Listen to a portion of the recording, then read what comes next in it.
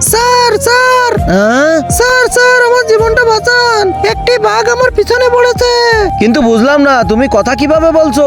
একটু পরেই বলছি, আগে আমার জান বাঁচান স্যার। আচ্ছা দেরি করো, আমি আগে দরজা বন্ধ করে আসি।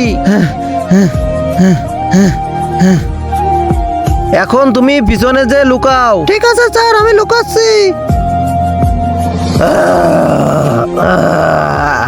স্যার বাঘ চলে এসেছে, তাড়াতাড়ি কিছু করেন। আরে আমি কি করব, আমার কি সালারের মতো শক্তি নাকি?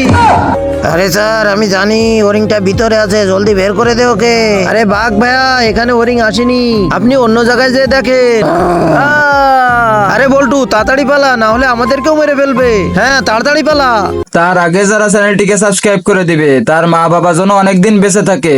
আর যারা ভিডিওতে লাইক কমেন্ট করবে, তাদের মনের আশা যেন পূরণ হয়। কমেন্টে বলে যাও আই লাভ ইউ মা বাবা। আপনারা কি জানেন হরিণটা কোথায় পালাইছে? তাহলে কমেন্টে বলে যান।